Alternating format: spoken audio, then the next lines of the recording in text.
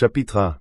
Et il arriva, la première année de l'exode des enfants d'Israël hors d'Égypte, le 3e mois, le 16e jour du mois, qu'Élohim parla à Moïse, en disant, Monte vers moi sur la montagne, et je te donnerai les 2 tablettes de pierre contenant la loi et les commandements que j'ai écrits, afin que tu les leur enseignes. Moïse monta sur la montagne d'Élohim, la gloire de Dieu reposa sur la montagne de Sinaï, et une nuée l'enveloppa pendant 6 jours. Le 7e jour, le Seigneur appela Moïse du milieu de la nuée, et la gloire de Dieu apparut comme une flamme au sommet de la montagne. Moïse resta sur la montagne 40 jours et 40 nuits, et Élohim lui enseigna l'histoire antérieure et postérieure de la division de tous les jours de la loi et du témoignage.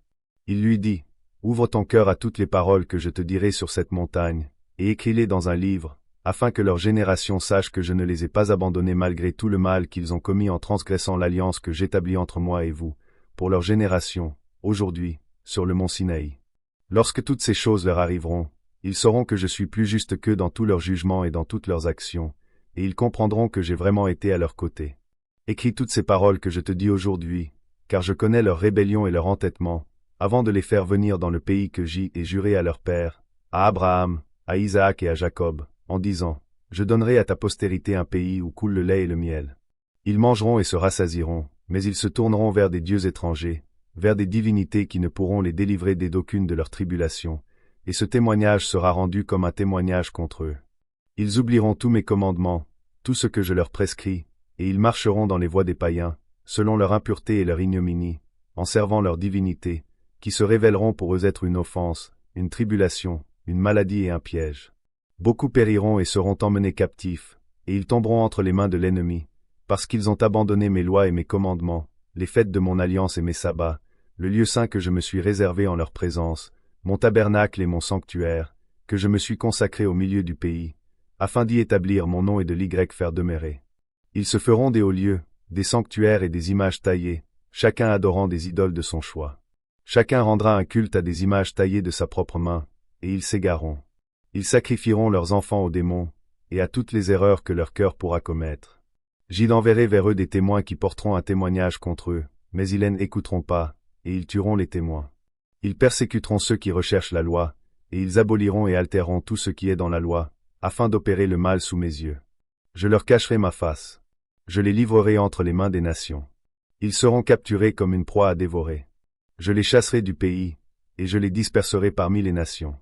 Ils oublieront ma loi, tous mes commandements et tous mes jugements.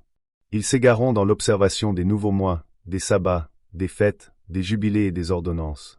Après cela, ils retourneront à moi de tout leur cœur, de toute leur âme et de toute leur force, du milieu des nations. Je les rassemblerai parmi toutes les nations, et ils me chercheront. Quand ils me chercheront de tout leur cœur et de toute leur âme, ils me trouveront. Je leur accorderai de jouir d'une paix abondante fondée sur la justice, et je les libérerai, de tout mon cœur et de toute mon âme, eux la plante de la droiture. Ils deviendront une bénédiction et non une malédiction, ils seront la tête et non la queue. Je bâtirai mon sanctuaire parmi eux, j'y habiterai avec eux, je serai leur Dieu, et ils seront mon peuple dans la vérité et dans la justice. Je ne les abandonnerai pas et je ne les laisserai pas tomber, car je suis l'Éternel, leur Élohim. Moïse tomba sur sa face, pria et dit, Ô Éternel mon Élohim, n'abandonne pas ton peuple et ton héritage pour qu'ils errent dans l'égarement de leur cœur, et ne les livre pas entre les mains de leurs ennemis, les gentils, pour qu'ils dominent sur eux et les fassent pécher contre toi. Que ta miséricorde, ô Éternel, s'élève sur ton peuple, et crée en lui un esprit droit, et que l'esprit de Béliar ne domine pas sur lui pour l'accuser devant toi et pour le détourner de tous les sentiers de la justice, afin que ton peuple périsse devant ta face. Mais ils sont ton peuple et ton héritage, que tu as délivré des mains des Égyptiens par ta grande puissance, crée en eux un cœur et un esprit pur, et qu'ils ne se laissent pas prendre au piège de leurs péchés, dès maintenant et pour l'éternité.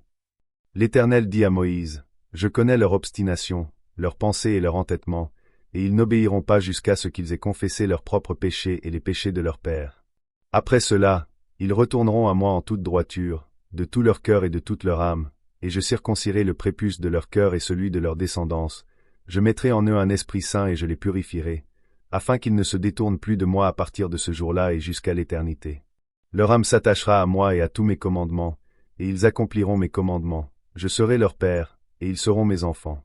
Ils seront tous appelés enfants de l'Élohim vivant, tous les messagers et tous les esprits sauront, oui, ils sauront que ce sont mes enfants, que je suis leur père en intégrité et en justice, et que je les aime. Écris pour toi toutes ces paroles que je te dis sur cette montagne, depuis la première jusqu'à la dernière, et qui s'accompliront dans toutes les divisions des jours, de la loi, du témoignage, des semaines et des jubilés, pour l'éternité, et ce jusqu'à ce que je descende et que j'habite éternellement parmi eux. Il dit à l'ange de la présence, écris pour Moïse le récit depuis le commencement de la création jusqu'à la construction de mon sanctuaire pour toute éternité parmi eux. Le Seigneur apparaîtra aux yeux de tous, et tous sauront que je suis l'Élohim d'Israël et le Père de tous les enfants de Jacob, et le roi de la montagne de Sion pour l'éternité. Sion et Jérusalem redeviendront purs. L'ange de la face de l'Éternel, qui marchait devant le camp d'Israël, prit les tablettes des divisions des années, écrites depuis le temps de la création, concernant la loi et le témoignage, les semaines des jubilés, selon les années individuelles, selon le dénombrement de tous les jubilés, du jour de la nouvelle création, où les cieux et la terre seront renouvelés, avec toute leur création, selon les puissances des cieux et selon toute la création de la terre, jusqu'à ce que le sanctuaire de l'Éternel soit établi à Jérusalem, sur la montagne de Sion, et que toutes les étoiles soient renouvelées pour la guérison, la paix et la bénédiction de tous les élus d'Israël, et qu'il en soit ainsi à partir de ce jour et jusqu'à la fin des temps de la terre.